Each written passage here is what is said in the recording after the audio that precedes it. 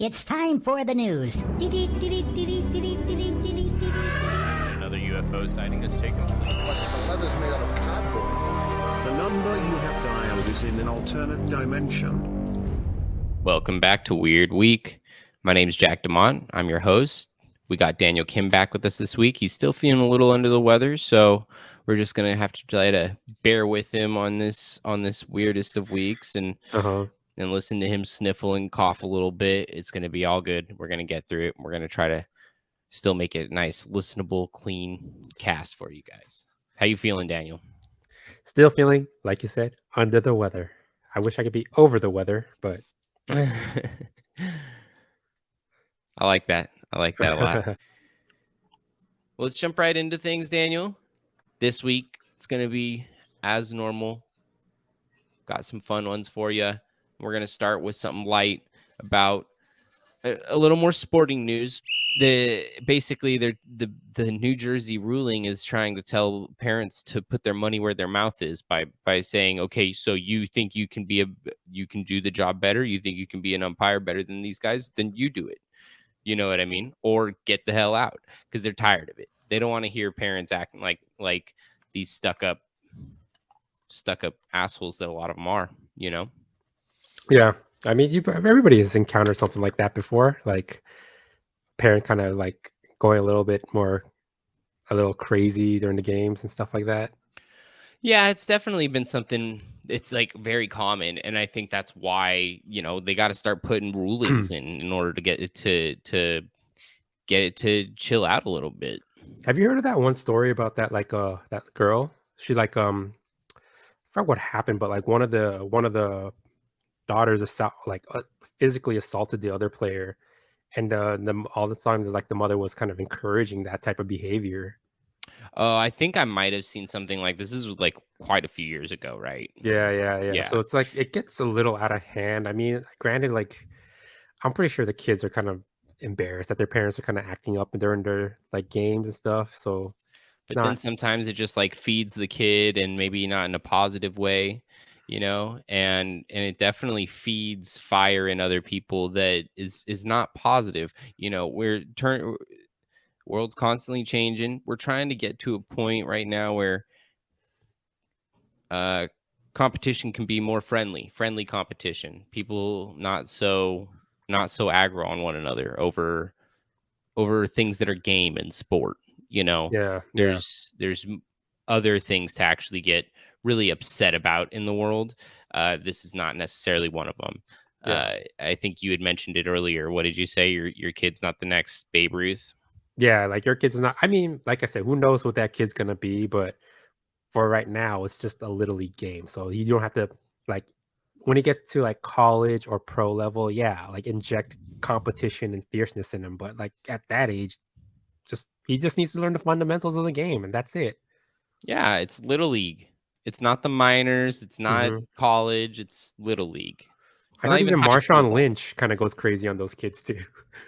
Well, Marshawn Lynch just goes crazy on anybody. It doesn't matter. I watched a thing the other day where because he does this thing, like he has a whole like his own show. I think it's like a web series or something, but he has like a whole crew that follows him around sometimes to do like these random ass things that he does, and it's just funny him doing it because he's Marshawn Lynch doing a random thing. Like Marshawn Lynch is just hilarious in and of himself, and then putting him in like a random ass place is even better. And basically, long story short, he put his whole production crew through one of his own workouts one time, which was like really gnarly because they're just like really average people like you and me, and he's making them do like so many like push-ups and squats and like running back and forth on the sand and stuff, to the point that like they're all throwing up, dry heaving, like curled over on the ground crying. Like there's people that are not able to hang, and I think he basically broke every single one of his production people. I love Marshawn Lynch. But you could say he went beast mode on them.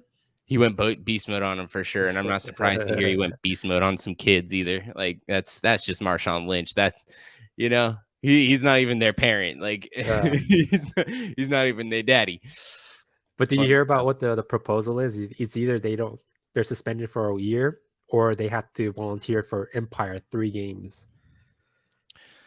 Or to umpire 3 games. Yeah, So so that's apparently the proposal that's happening. It's like, hey, if you're there for bad behavior, they're either going to suspend you. You have two options: you're suspended for a year from games, or you have to volunteer for 3 games and umpire and referee it, and that's whatever rough it is in because, like, baseball. first off, a year a suspension is like really unfortunate for them because they want to watch their kids. Obviously, that's like why they're so pumped about it. Like they Hmm. want to be there, and then when you throw in the three game caveat, it's like, first off, you have to like now have that actual responsibility on your shoulders, which a lot of people don't want to have. It's kind of like the being able to like troll through the internet. It's like these parents are kind of like trolling through the internet kind of people. They have this weird barrier where they don't have to take on the responsibility of being the ump. They don't have to know what it's actually like. And now they'll have to actually know what it's like for at least 3 games.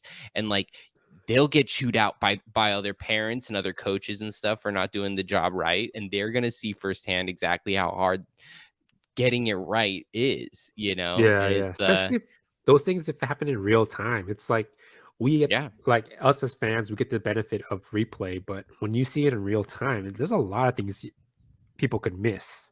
right. There and this kind of gets into the conversation of all the refereeing and umpiring and things that are kind of going wrong in a lot of sports. The NFL and the NBA get into a lot of stuff with the media over their refing and their game regulating, and it's because it's in real time. It's hard for people to like to see everything that's happening. That's why they have so many referees on the court. Usually, like, an umpire is one guy. You go to a basketball game or a football game and there's like 5 or 6 referees as opposed to just the one umpire that's out there for the uh for baseball. I'm sure there's still isn't there still like someone who stands on first and third and like they watch the bases and stuff too? Are those I not? believe so. I know that there's one behind the catcher. And I Well, think that there's yeah. and I There don't might be know a whole team of base. them. I don't Yeah. really know baseball well enough, but either way, this the main umpire, is like obviously the guy that has to make most of the calls, the actual, Yeah. the final calls and decisions. So there's a lot Yeah, of yeah. weight on his shoulders, and Yeah. these parents they're gonna learn to kind of respect the umpire a little bit more, so that they don't have to get suspended or have to do the job themselves. Yeah. And let's also call it for what it is too. Some of these parents come to the games plastered. Let's just Oh yeah, I know I've seen plenty of parents who are like, boy, that is a lot of drinking for a right. little league game. And it's almost like, okay, so maybe just don't drink so much before the game. Maybe that'll solve the problem. You know, it's a little league game. You're not even going to like a real professional sports game. I barely even drink when I'm at a real professional sports game, let alone a little league game. Come on. No wonder you're freaking going crazy. You're blacked out. Can't even Hey, process what's going on. one of my favorite South Park episodes was with Randy Marsh.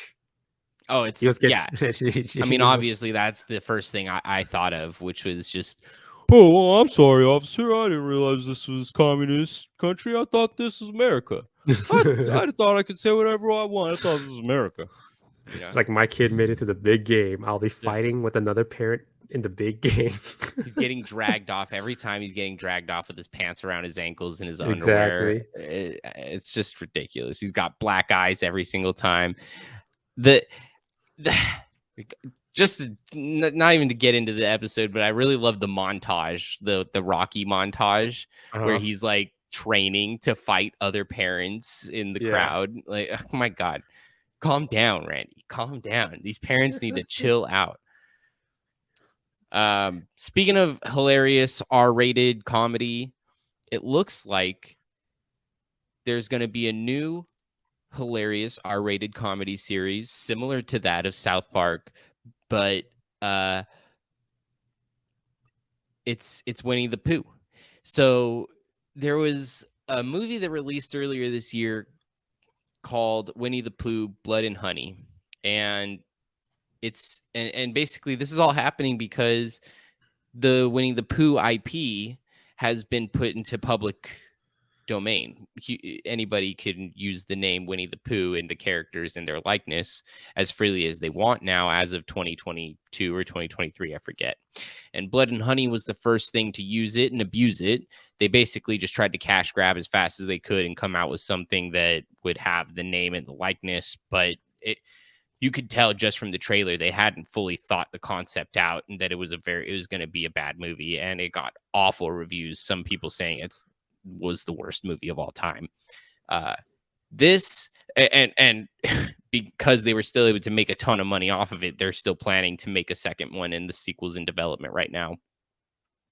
But what I'm getting into is that now Winnie the Pooh's domain is usable by anybody. So now there's a couple more people trying to use it to create a story about Christopher Robin being like a druggie in New York City who goes and trips out in the 100-acre woods and sees a bunch of these animals talking and stuff. And I think this is a much more well thought out premise for an R-rated version of Winnie the Pooh than Blood and Honey. Blood and Honey's just a slasher thriller, gross, like doesn't have any good concept.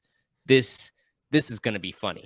This gives you a reason why there's a man talking to animals and seeing them in their like fuzzy cute forms and stuff like that. I'm very excited to hear it. It looks like it's going to be a lot of fun. So it's going to be a TV series, I think. Right, and it says that it's being helmed by one of the creators of Sausage Party. Yeah, which I did really like the Sausage Party. I didn't hate it. I thought it could have been better in terms of, like it kind of felt like it just dragged on, and they were just continuing it because they could continue to make these stupid like puns and jokes and stuff like that. But like the movie was kind of flat for me in terms of premise, and you kind of understood what was happening and where it was going really early on in the movie, and you just kind of like had to sit it out and wait for it all to happen, and it all kind of happened how you thought it would. But the jokes were there; they were still pretty funny. This should be pretty good too. I think this one will be almost better because they actually have a better concept behind it, if you ask me. It's not just food in a grocery store, and because they can make this into like a full series. I wonder who's going to pick it up. I don't think we have any information yet on if it's been picked up by anybody or where it'll release. But yeah. But one thing about Sausage Party, just to go back on Sausage Party, why I liked it is mainly the concept is about food in a grocery store, but it's also has some religious aspects to it, and like themes of religion and us people following religion blindlessly or following rules blindlessly. Yeah, blindly. I mean, not blindlessly, but blindly. Excuse me. But what's interesting about this particular series is I can see the creator Winnie the Pooh tripping balls and coming up with these characters. Yeah, like, it could actually have happened. We just don't know it. Yeah, who knows? Maybe in a different time, some of these characters that we know and love as childhood characters would have actually been written as adult funny characters if they felt they could have gotten away with it during the time, but it's like things were so much more PG in a time when Winnie the Pooh was being written up as a book. Jumping right along. Speaking of the niños, the little ones who, well, I guess, the opposite of the niños. We were talking about adult Winnie the Pooh, but, kids watch the original Winnie the Pooh. Speaking of the niños, we have our first little niñas born through IVF, which is in vitro fertilization, I believe. Yes. Yeah. And in vitro fertilization is babies being conceived with a sperm injecting robot. Sperm injecting robot. That's pretty cool. That is cool. Soon people won't have us to do it for them. Yeah. Well, and okay, so it's like they say it's a robot, but it's still a man-operated robot for now. Oh, did you They see what they used I didn't see there's photos and stuff. Oh, you can on see the? it. Yeah, it's just it looks Yeah, like a PC. It looks yeah. like a PC attached to a PlayStation controller. That's exactly what it was. They used the PlayStation 5 controller to inject and control the mechanism. That's so It's great. wild, isn't it? Yeah, it says that this robot was invented out in Spain. They brought it to New York to try to get it tested in it looks like it was successful, and now the babies are born. It was so successful they actually had the babies, little girls, 2 little girls. Yep. And it also looks like they're trying to, like a lot of these other things that we've talked about recently on the cast that are like breakthroughs in medicine and whatnot. They're trying to talk about ways of implementing it on a grander scale, making it easier and more accessible to many, many people. And maybe so that somebody doesn't have to like operate it, they might be able to find a way to automate it, which would be really Yeah. crazy. Yeah. I would kind of skip out on the automation for now. I'll just like worry about using the PS5 controller, which is a good plan. PS5 controller, use that. Daniel Kim just wants to play PS5. Yeah, exactly. I'll be like, you guys are hiring, right? I'm a master with the PS5 controller. I'll Just give tell me what to virtual do. I don't really care exactly what it is. Just point all me in those the right years of direction, boss. practice. That's All right. those years of practice led up to this moment. It's game time. Ninos and niñas, here I come. The thumbs are accurate. They're stable. I got the stock. You wouldn't believe. You're holding your hand out. Yeah. Not a single twitch in this body. I thought it was always such a good flex too that like people of mixed races, they're like, oh, quarter this or half that. I wonder if kids who were born by this could be like, I'm half robot, half whatever. I mean, think obviously such not, a flex but though. but yes, like, I mean, it literally is a robot penis inserting. It brings up a lot of the questions of what is like the future of fertilization and things like that. But it is such like a really big topic that you can't really even put too much of like a basis on it or hypothesize or anything like that. It's like something where you just kind of we really just have to see what happens, just wait and see, because Well, I it's think so it's big and also, weird and different. yeah, this could be a big trend because like a lot of people, because of their careers nowadays, or just because like things are so expensive, like tend to like hold off on having kids. Mm-hmm. So if you can figure out a way to kind of like have people who are, I'm not sure the term for it is, like who are less fertile later in life, I'm guessing. I don't know Mm-hmm.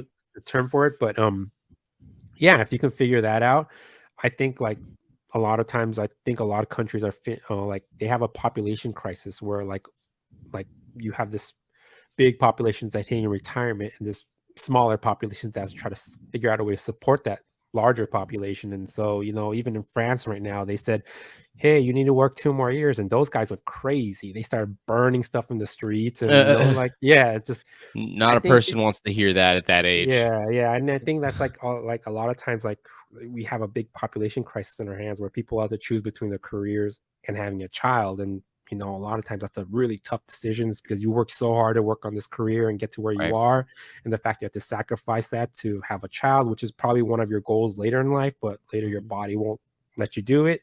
So the more developments on these things is I think only help people, especially people in those type of predicaments. Right.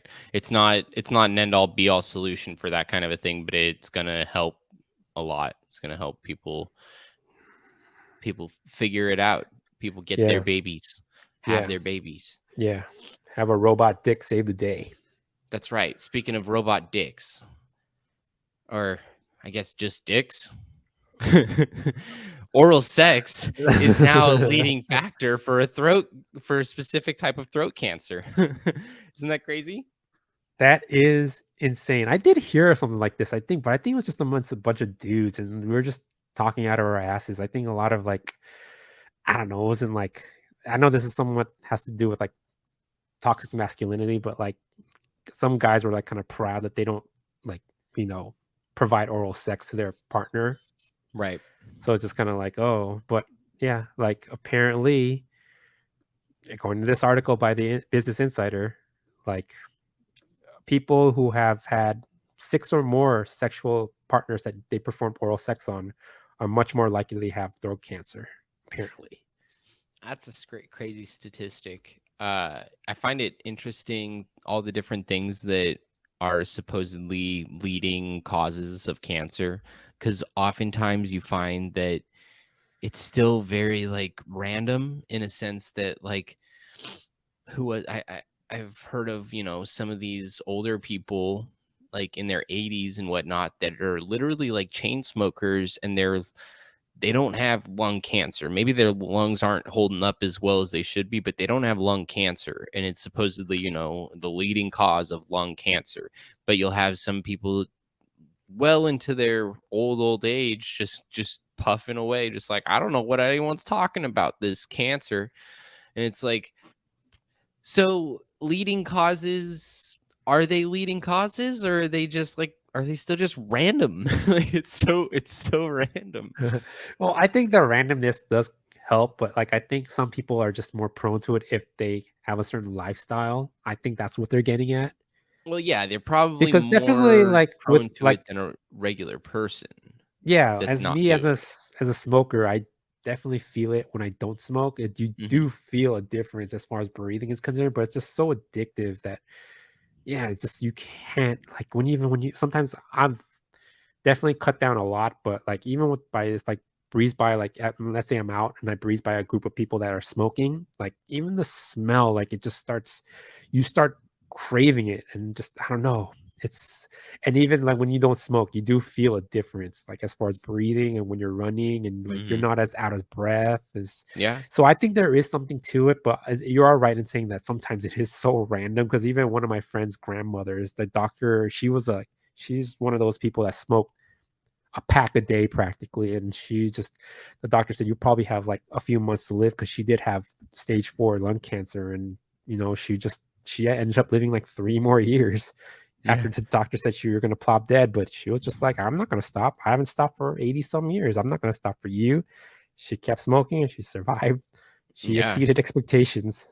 By a while, yeah. And that's Yeah. exactly what I'm talking about. It's just like it does feel almost a little random. I mean, she did have cancer, but sometimes it just doesn't even develop, and that's even more curious. It's like, so did that person do something different? Did they smoke in a different way? Did they eat something within their diet that changed? It's just, it brings a lot of questions with the randomness behind it. It's a leading cause, but it's not the cause, or else Yeah. everybody that did it incessantly would have it, you know what I mean? Yeah. Yeah. Yeah. So it's pretty crazy to think that people can get cancer from sucking wiener. Or eating puss. Don't forget the eating puss. Was it saying it really either It says oral oral sex? sex, so I'm guessing it's, Oh across yeah. all aisles. I don't know why I'm out here just. Well, I think because I had read somewhere here it says that it's the one of the cancers that the specific cancer they're talking about deals with like the tonsils, and so I would assume it's sucking wiener because you're pushing them tonsils. But Yeah. I could be wrong, of course. It might have just Yeah. been me assuming. I'm not If you look seeing at the anything that article says gender specifics. yeah, if you look at the article, they have a picture of Michael Douglas, who was Michael Douglas partly attributed his throat cancer diagnosis on oral sex. Damn, Michael Douglas out here eating the poon. Michael Douglas eats too much pussy. He gets got oral cancer. Man, that sucks. But he survived. He's alive, right? Yep. Yep. I mean, He's an but Ant-Man. he just he just couldn't stop eating the puss. He So didn't know how to stop, man. I yeah. mean, We were just talking about how addictive some things can be, right? Yeah, I mean, good luck to him. At least he's going out doing what he loves. Doing what he loves, and he's well into his old age too. So he's had a good time doing it for sure. Also, you can tell, he's lived a Definitely. long, fruitful life. The Long fruit, and fruitful. the fruit of the The fruit of the loom. fruit of the loom. That's good. There you go. Speaking of our nether regions, moving into a landlord who has no shame in showing their nether regions. Yep. Have they been sued by their tenants for less rent? So yeah, the tenants basically asked because I guess this landlord likes to sunbathe naked in the courtyard of the building. So like the tenants complained, therefore I guess they have to put up with this site. Therefore they've asked to reduce their rental payments, and the court denied it. Say that's not a good enough reason for you to ask for a lower rent. Huh. So yeah. And also it's kind of this happened in Frankfurt, Germany. So those Europeans love to leave it hanging. That's true. And I kind of don't really have too big of a problem with it. I guess it makes sense that people would get uncomfortable. Mhm. I guess it depends on like the proximity in which you're living next to them and seeing it, how often you're seeing it. I never see my landlord, so I wouldn't have an issue with it because I just never even come in contact with the guy. Uh-huh. And almost any time I've had a landlord, I almost never see them. So I guess maybe they probably are seeing a little bit more of him than they'd like. Yeah. This All is a good that way to too. I put it. mean, definitely maybe he's not as, I hate to say it, maybe he's not as attractive to look at. If he was some like I could probably be beefed up German dude with nice looking schlong. a Or Hasselhoff. yep, the Hasselhoff and a nice little Frankfurt wiener. Frankfurt out there. Yeah, the Frankfurt wiener, then definitely like would they have complained as much? Or I mean, it could also be one thing. Now that I think about it, maybe just rent is so expensive. They're just like, we need to figure out how to lower this rent. And then they're like, I mean, aha. that's always definitely going into it. They're, Uh-huh. they're not asking for cheaper rent because it's cheap. Yeah.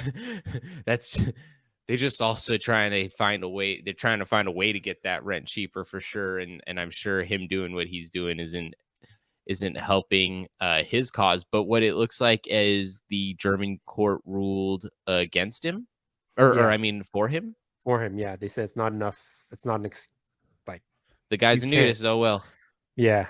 Yeah. And plus also Europe is kind of more loose on lenient those on types that of kind of things. stuff. Yeah. Yeah. So I don't think their nudity to them. I'm kind of interested and intrigued if that would happen in America, like how the court would decide that. Right. I don't. It really would probably come down to the laws of certain areas. I think each state would probably. I don't think that's like dealt with on the federal level. I would think that each state has their own kind of like laws on exposure and whatnot. But public indecency and exposure is definitely a big no-no in most places here in America. It is what it is. Yeah. I mean, I guess to some parents also, they don't want them to expose certain body parts at an early age. I don't know. Yeah. I don't know. If you know the guy is a nudist, then keep your children away from him if that's how you feel. But especially if the laws are in his favor, if they probably should have made sure to look into kind of like what the laws were in terms of regulating nudity in their state or country or whatever. Because I mean, clearly, if they had looked into it, they probably would have seen that the law wasn't going to play into their side and was going to work against them and let him continue to just let it all hang out. Yeah. Yeah. Let it all hang out. Why not? I don't know. I don't know who to side with on this one. I just think that this one's a tough one. Because Yeah. at the end of the day, like you are a paying tenant, and if you feel uncomfortable looking at certain things where it could, I mean, You can but always move. yeah, you could always move, but that rent, man, is expensive. Yeah. It's getting expensive, more and more expensive.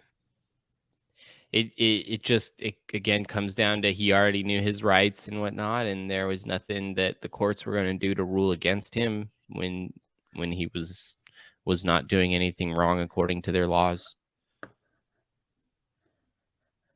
It is curious though. It's you got to assume it's like mostly has to do with just the price of the rent at the end of the day. They just, along with being a little uncomfortable, like who the hell wants to pay the rent prices we've been paying for the last 5 years, True. 20 years, who know. Almost wishes that like my landlord. I don't think we even have a landlord. Like the apartment I live in kind of is owned by a gigantic company that owns different Mhm. other properties around LA. So yeah, rent is expensive. If I can find a little angle, hopefully somebody's sunbathing nude in the courtyard, and I can be like, "Hey, I don't want to look at that. Please reduce my rent." I'd go for it. Why not? Hey man, the thing the law would work different out here. That would it Yeah, would probably play onto your side that here in America. yeah. But everyone's trying to find ways to reduce their rent. Some people are even trying to live in caves. In caves. Maybe not live in caves, but we do have somebody who went and lived in a cave for an experiment for science For 500 days. for 500 days, starting in November 2021, and just emerged recently. She went into the cave. She's 50 years old, Beatrice Flamini. She went into the cave 500 days ago, roughly, and it was for the sake of science. She was going to be monitored, her mental state and her physical state throughout the whole time, and when she would emerge again. Um, but she wasn't to have like any contact with anybody throughout the whole process either. She didn't want any information about what was going on in the outside world, even if she had personal family crises going on. Didn't want any of that. She just wanted to, for the 500 days, isolate in a cave and get the most raw data they could on what a current human just going and isolating themselves for that long in like a dark cave space, what kind of side effects it would have. And Yeah, at the end of the thing, she just basically didn't want to leave, as far as I understand. She just yeah, really, really was enjoying her time in there. She didn't think that it was even close to 500 days yet, and she was working on something like her 60th book. Just reading away in a cave, and she just didn't want to leave, just wanted to keep reading in her cave.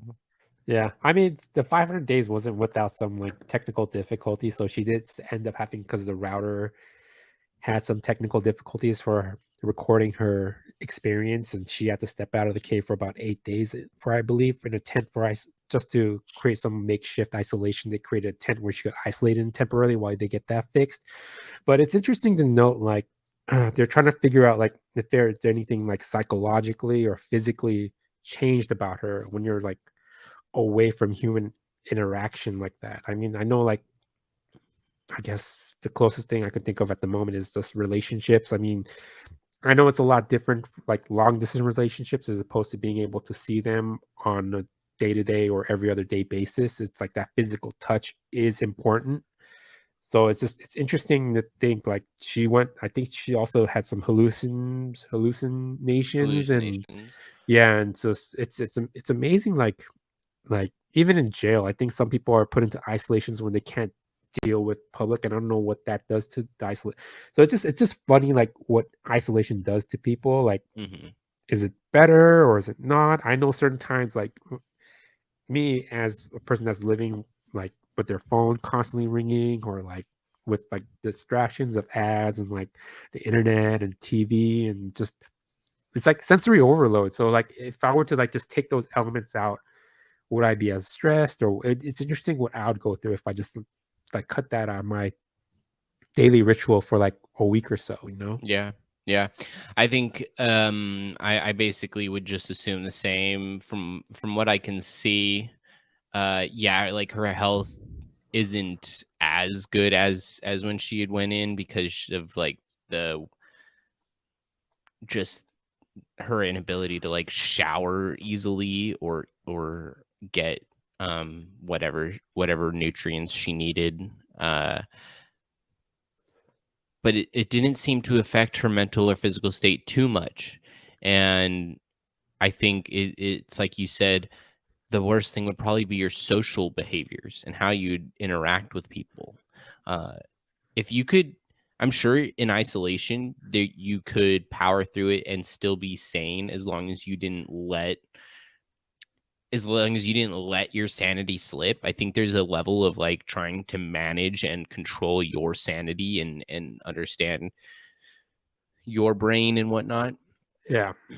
And I think if like she said, she'd talk to herself, but not in like just a weird way or anything, but in just like a nice chat with yourself kind of way. And I think that does kind of keep you sane in a sense, as long as you don't start to create another real person, as long as Yeah. you're Yeah. not thinking that you are talking to another person in that way. But yeah, I think like after 500 days, the worst that has happened is maybe some of those social relationships and social interactions are different now. Do you think she'll change for the better or for the worse? I think she'll change for the better. It just might it just might make her now crave that isolation more to a point that she like goes to some sort of a monastery or who knows, you know what I mean? Like I can definitely see somebody that's found serenity and peace in that kind of place. Like she really didn't want to leave, uh wanting to like go and seek it again. Maybe she decides to go and find somewhere that's very zen and isolated, you know. I don't know. I honestly think she's gonna cutting away from like social interaction might do her. I mean, it might feel good now because right now, like I said, she's probably at that, I guess, the honeymoon stage of isolation where she feels like amazing. But I think give it enough time. I think people are innately social creatures. You know, you learn by interacting with people and learning through people. I mean, Well, right, that's why I suggested maybe like a monastery or something. There would be yeah, other yeah, people there. It would just be like a collective group of people in isolation. yeah. But I mean, just isolation in itself, I think it's good at like it's almost like fasting. You don't want to fast too much. You don't want to fast, I guess, to a degree, not at all. It's good in this healthy balance. I think if she does well, I think like I said, it's people are nowadays like there's so many distractions all around you. Therefore, you can it's easy to like feel numb to a lot of things. Therefore, like you need that just break away from things. But I think Yeah. if you break away from things way too much, that's could be detrimental to your psychological and physical health as well. Right. I really think it does come down to just like the type of person, what they want to contribute to society, and what they what they perceive as like being a happy, fruitful life. There's a lot of monks and people out there that I think have a really good grasp on almost every aspect of this world and are actually really good at socializing, but they don't have the same luxuries we do in a lot of ways, but they're still pretty sane, normal humans in a lot of ways. They just prefer the serenity of isolation, but they're still in a community and stuff like that. Um, I'm sure it's not for everybody. It's doesn't sound like it's for you, Oh but no, I couldn't do that. No. right. I sometimes fantasize about being able to do something like that, but at the end of the day, I've lived in like a city for so long that I don't know how I'd be able to like not surround myself with lots of people all the time. Like I just Yeah. have always lived in that kind of world. So it really does though sound like it comes down to a person by person basis.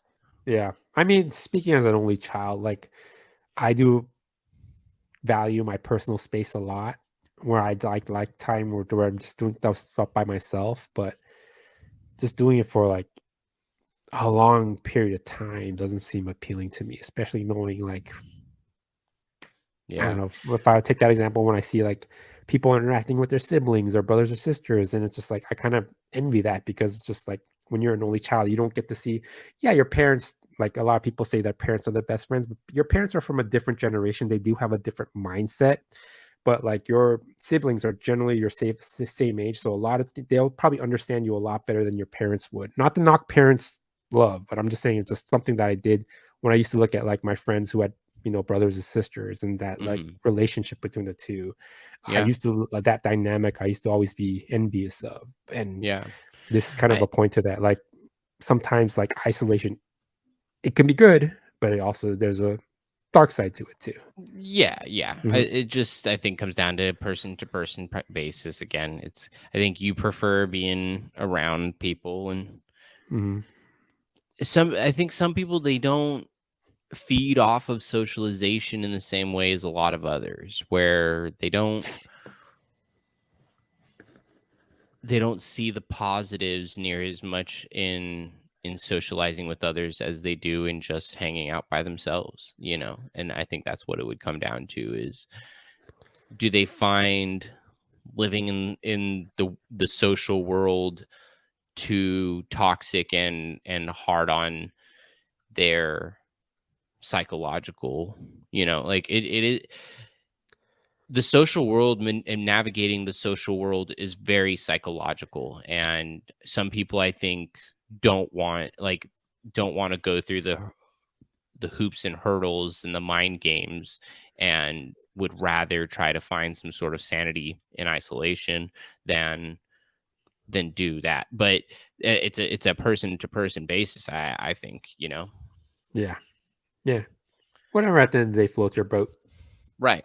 I mean, I had two sisters growing up, so I wanted some space from them at times, but I think at the end of the day I was really grateful to have my sisters and whatnot. And it's it's definitely something that would play into whether or not I feel like I would want to isolate myself.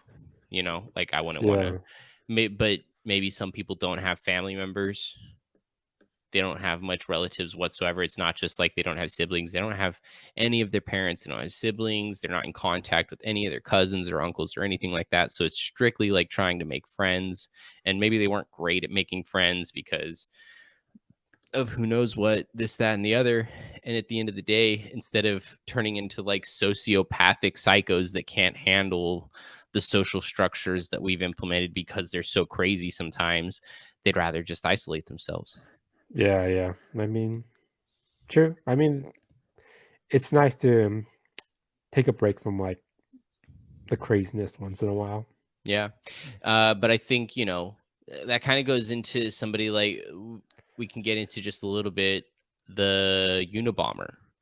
The Unabomber was the kind of guy that I'm talking about that couldn't handle the social structures that we've implemented. He couldn't navigate the social world. He didn't know how to talk to people. Like he just thought he was better than everyone because he had an IQ test taken in an early age that told him he was super smart. So he just didn't know how to talk to people because he just thought he was smarter and better than everyone. And so he just had that weird kind of ego thing going on. And he, rather than trying to like figure it out or become psycho, he just dipped and went to the woods. But I think it kind of did the thing you're talking about where it's like he isolated himself and completely isolated himself. He didn't go to like a monastery. He didn't go to a place that actually had a community of 100 people and they were all feeding each other and it was self-sufficient and stuff. It was just him in a cabin being Yeah. self-sufficient. Yeah. And that's where I think it was over isolated and Yeah. he started to become really resentful of humans and stuff. And that's when he started to bomb people. But Yeah. Yeah. it's a weird dynamic, and I think it's not for everybody. But I also think if somebody like him had decided to try to isolate himself in a smaller social structured world, that like people that were like-minded like him, that wanted to isolate themselves, didn't know how to like speak with others in a normal way, they probably would have those weird same like social problems as him, and be able to actually communicate with him a little bit better, and that then maybe he wouldn't have snapped as much as he did. Yeah. I mean, especially like isolating yourself in the woods is much different from isolating yourself and joining a smaller community with that holds like some type of beliefs, has like a little bit of a belief system, as opposed to just like cutting yourself off from society completely and just going in the woods and being a wild animal practically. Right. And that's where I was saying maybe that would be like the best thing for her, is to not go solo into the woods or into a cave and actually like start to just really lose it, but to join a community of like-minded people that is isolated, that just want to read their books and garden. Like maybe she just needs to become part of a commune and enjoy her time out there, because it sounds like she really enjoyed her time in a cave.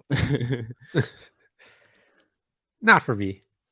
Nah, I get it. I don't think I'd be able to do it myself either. I've thought about it a lot. I've even thought about like not just isolation, but just living in a more rural area, and it still feels almost like isolation to me with how much I've lived in a big city all of my life, or at least like a place that just has people everywhere.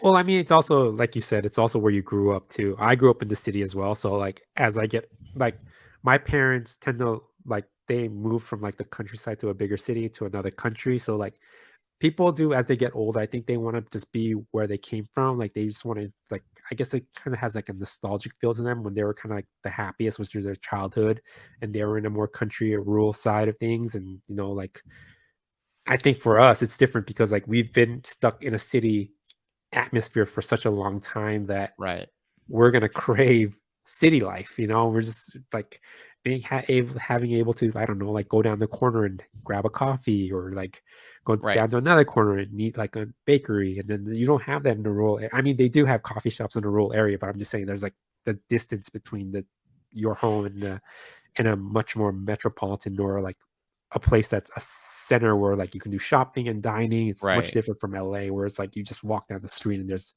there you go. Like a street full of restaurants and a street full of coffee shops, or a street full of cool like shopping center with like cool boutiques, or like shops with like cool that sell cool things. I don't know. Yeah. It's like, where did you grow up surviving? Did you learn how to survive in the city, or did you learn how to survive in the woods? Yeah. Where did you learn to survive? Because that's where you're gonna survive later. Like the people who didn't learn how to survive in a city at some point between their birth and their like 30th birthday, they're probably not going to survive out there in that city later on in life. At some point within your developmental years of like 1 to 30, you had to have switched it up and tried to survive somewhere else, or else you're going to be stuck in the one. Oh my God, it's been a weird one, Daniel. I don't even. Robot dicks to landlord dicks to isolation dicks.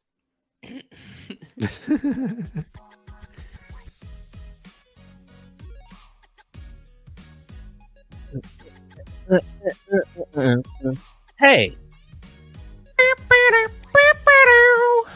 I like this outro music we got, DK. It makes me feel a little funky, a little groovy. Makes me want to make my sign off a little funky and groovy. Funky and groovy. That's right. I appreciate y'all listening. DK, it was good to have you back again. It's always better to have a conversation with someone else instead of myself, even though I'm good at it. You talk to yourself plenty of times growing up, so it's a little bit of a little bit of putting practice into work. Yeah, exactly. Practice in action. Thanks again for tuning in, guys. Like, subscribe, follow, keep on telling everybody about it, because we got big plans. I appreciate y'all, and y'all have another weird week. Peace.